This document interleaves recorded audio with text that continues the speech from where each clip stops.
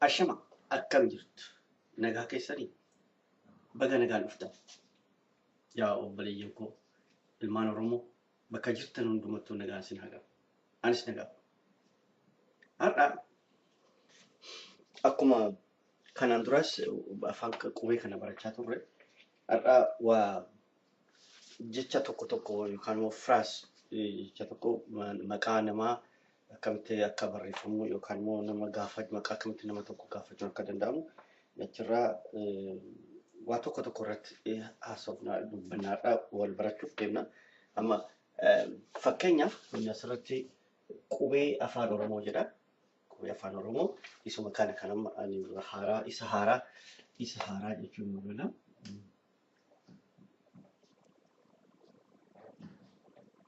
Isa haaraa jechuun illee haaraa isa haaraa. Mul'ata miti? Yaa haa ta'u. Achirra amma ibaluun ani maqaa isaan beeku akkamitti barreessu akka deemu maqaan kee eenyu jechuudhaa fi maqaan kee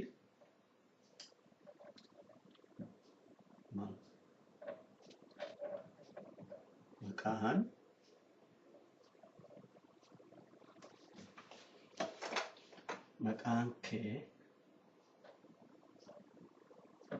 eenyu?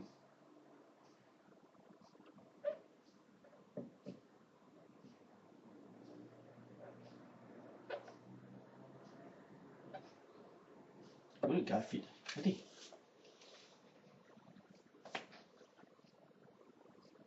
Yookaan qubee isa baatiin nu barreessine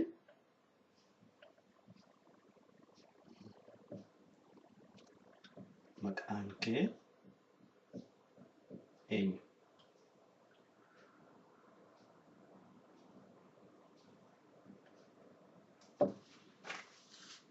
Miti? Akkasitti barre. Amma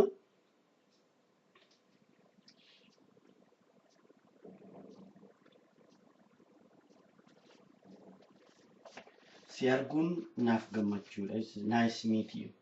Si arguun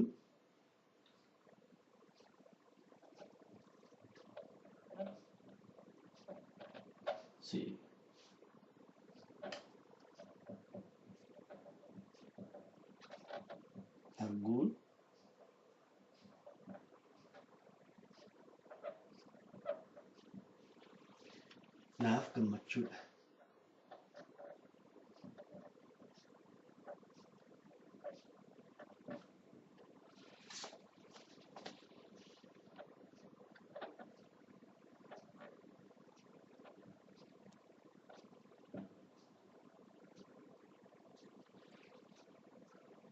Gammachuudha.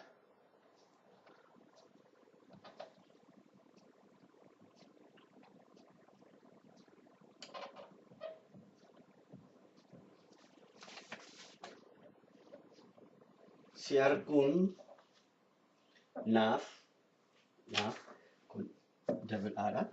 Naaf gammachuudha. Amma asirratti afaan qubee kanaan yoo barreessinu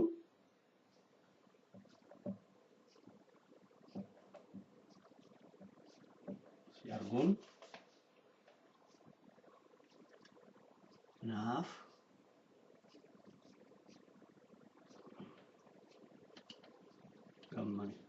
gammachuudha. Kanatti barreeffama miti? Yaa?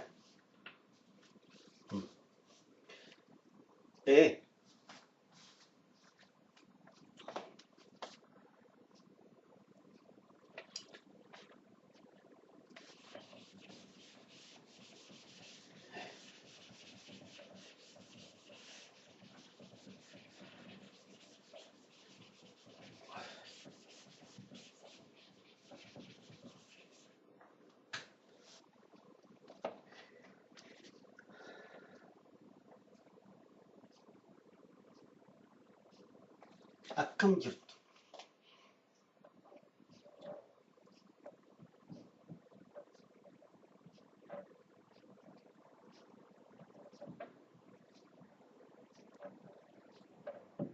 Akkam jirtu.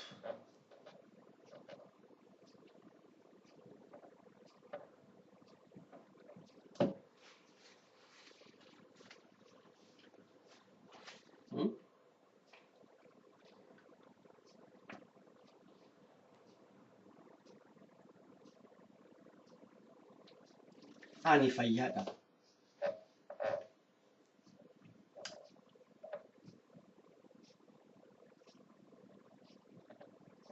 Ani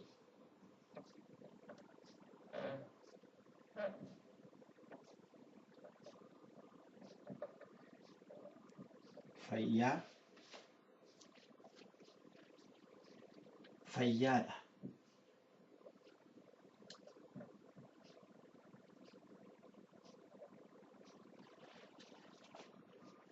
Ulfaadha.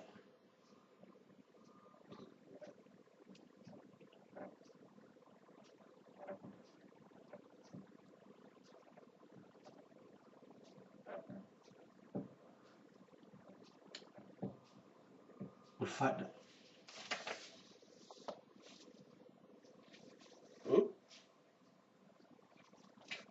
Ati hoo akkam?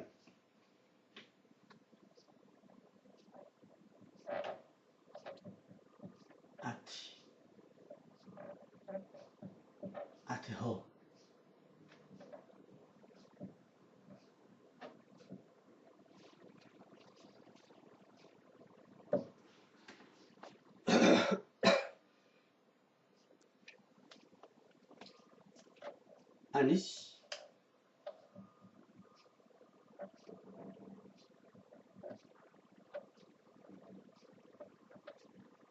Anis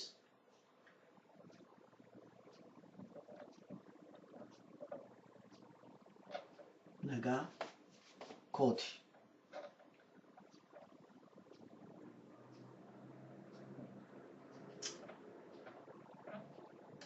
Kooti galatooma.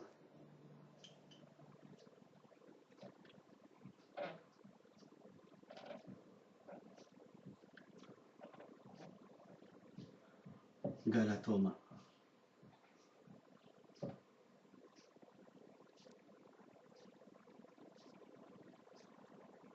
Galatooma.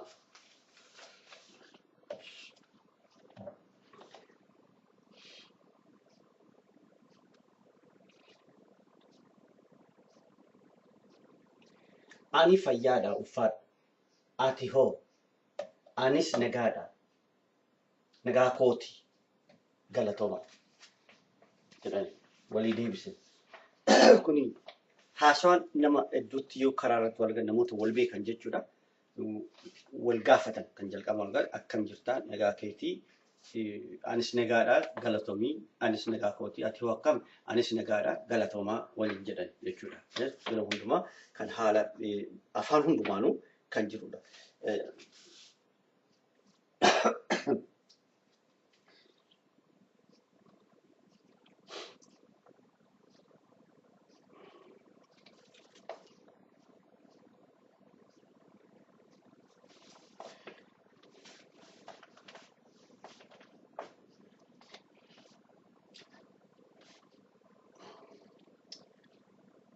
Isiniif galee miti?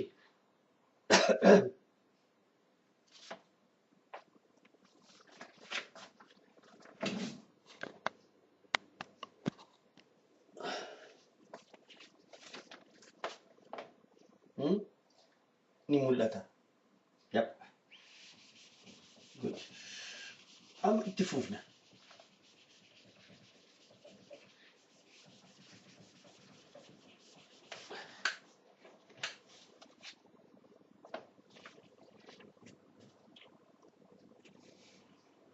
How old are you? Yookaan immoo umriin kee meeqa? Umriin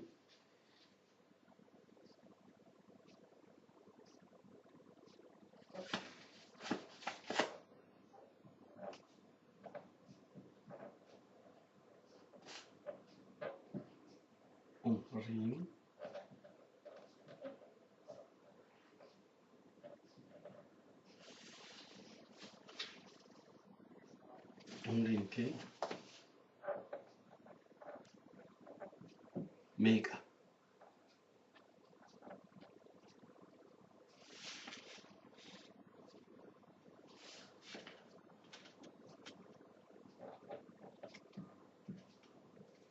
Umuriin kee meeqa?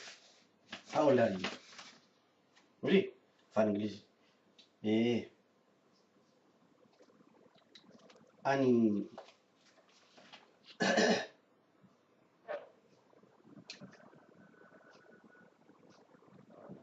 Ani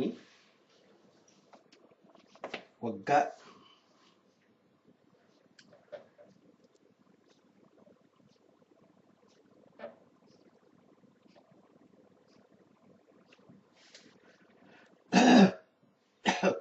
waggaa 33.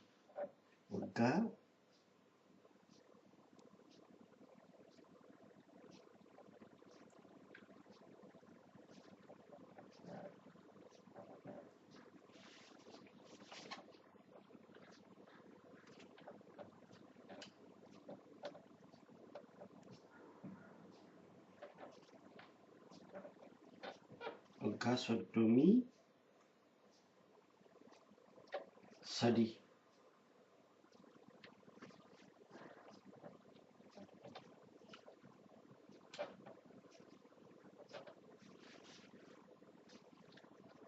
Waggaa 33. Umuriin kee meeqaa jedhee gaafate. Ani immoo deebisee ani waggaa 33.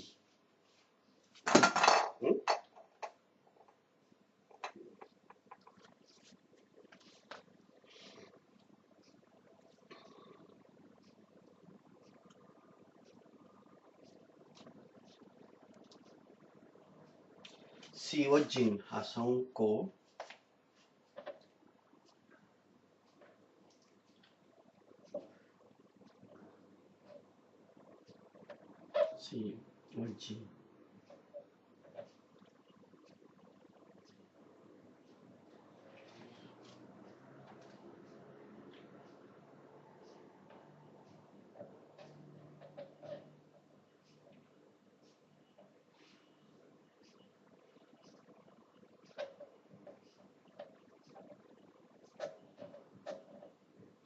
si wajjin haasa'uun koo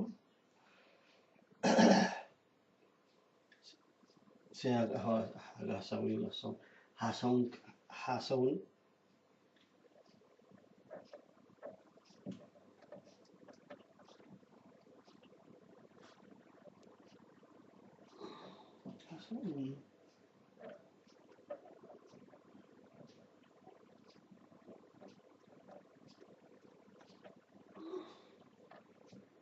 si wajjin haasa'uun koo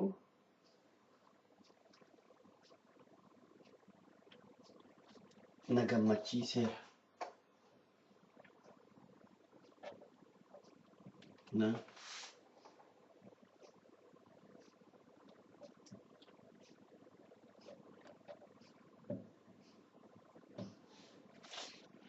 Na gammachiiseera.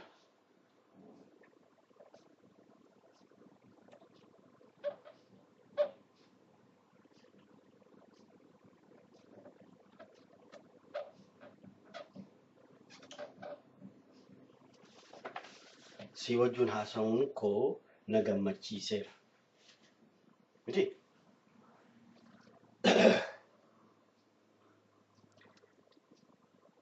Kan nama ajaa'ibsiisu qubee kanarratti yeroo barreessitu rakkoo tokkollee hin qabdu. Maaliif akkaataan itti barreeffamu eega barattee booddee baay'ee salphaa ta'a. Kanaafuu akkuma qubee hundumaa kan qubee laatiinii barannee jirramti. Kanas yoo baranne akka qubee sana caalaa kan keenya goonee ofii keenya barachuu dandeenya, ittiin barreessuu dandeenya. Maaliif kan liqaa barbaadu? Waan liqaa yeroo hundumaa rakkoo fida. Ofirraa galatoomaa jechuu ni dandeenya. Hanga ammaatti itti fayyadamnee jirra. Kana achitti kan keenya kan ta'e qabna miti. Maal jira kun dhalatee jira kan kiyyu goon. Rabbiin gala Waaqayyoon galanni haa ga'u. Namni akkuma namoota biraallee kan waa tokko uumuu danda'u jira, qopheessuu danda'a jira jechuudha. Hanga danda'etti gatii afaan koo baay'ee jaaladhuuf afaan koo akka qubee keenyaan kan keenya kan ta'een barreeffamuun yeroo baay'ee itti yaadee irratti wanna hojjechaa ture. Yeroo baay'ee natti fudhate dhugaa yoo ta'e. Haa ta'u malee gatiin ani balleessu suni har'a gammachuu guddaa naaf kennaa jirra anaaf. Maaliif haa xinnaatus sabni xinnoo tokko barachaa jira. Namni suni xinnoo nama biraatitti ollaatti ijoolleetti dabarsaa jira. Xinnoo guddachaa deema. Yoo sabni keenya sirriitti beekaa deemu gaaf tokko fudhachuu ni danda'a. Eegasanii qubee amma itti fayyadamnu kana warra nuu kennaniif sana deebisuu ni dandeenya jechuudha. Miti? Galatooma akkasi. Amma barreessitanii kana.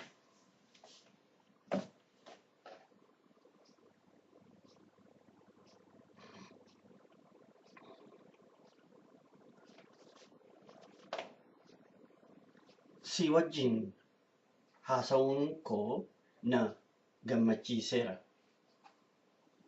Egal?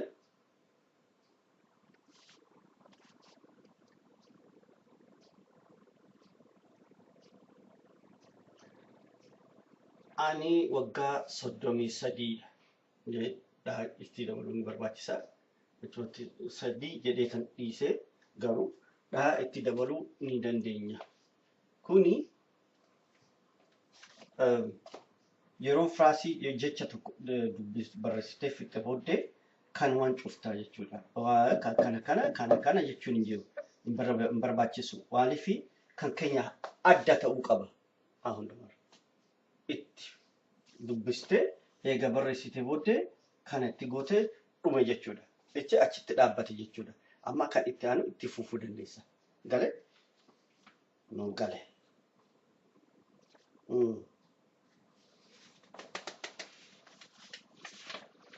Daqiiqaa 3 qaba. Daqiiqaa 3 kana keessatti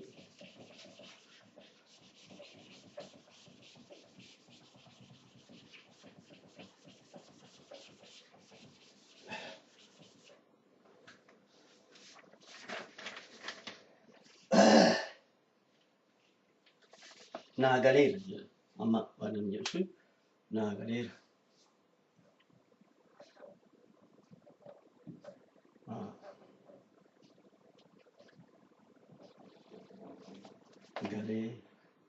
Naa galee jira. Naa galee.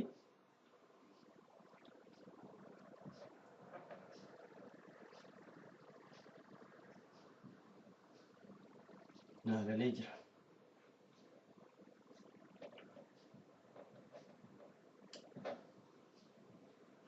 Naa galee jira.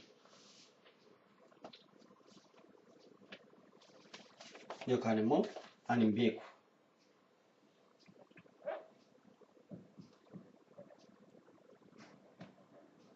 Ani hin beeku.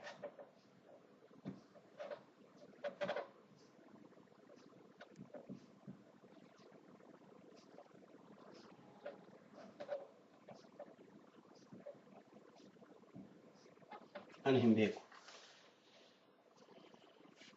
Dhiifama.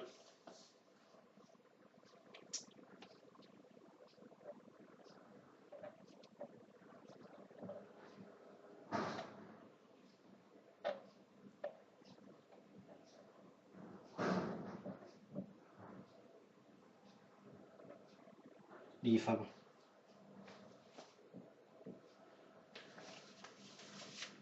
Dhiifama.